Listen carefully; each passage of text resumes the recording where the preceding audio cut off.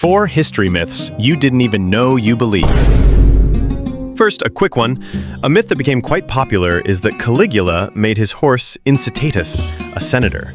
Around 39 AD, he threatened to make his horse a senator, but there is no evidence that he actually did so.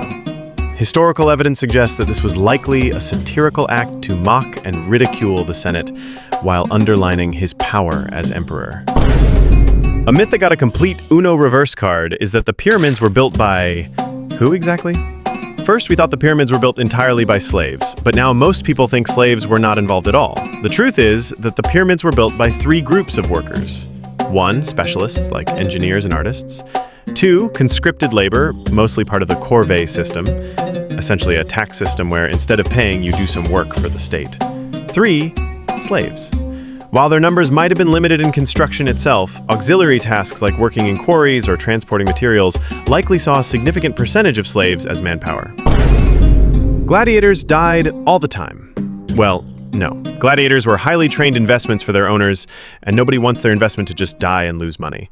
Matches often ended when one of the gladiators was defeated, i.e. wounded or disarmed. The presence of a referee, summa rudis, ensured fair play and ended the fight if necessary, but he lacked the power to decide their fate. However, the crowd or emperor might demand that the loser die. Deaths in fights occurred, but ultimately the fatality rate of gladiatorial games was about 10 to 20%. Special events like naval battles, naumachii, or executions of criminals, who had no training and were the ones saying, "Hail Caesar! Those who are about to die salute you," not the regular gladiators, had higher mortality rates. Despite Netflix wanting you to listen to some random grandma, Cleopatra wasn't black.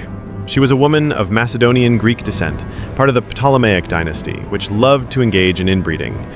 Material evidence suggests she had Mediterranean features like a prominent nose and high forehead. While there are no concrete claims that Cleopatra was black, there are also no sources that say she had a different skin color from the typical Greek, i.e. light to olive. Claims that she was black are dubious at best, such as the idea that because we don't know her mother, she could have been black, or because Egypt is in Africa and was a cultural melting pot, she might have been black. After examination, I believe we can comfortably say that Cleopatra was not black. That's all for today's video. Stay safe until next time. Bye.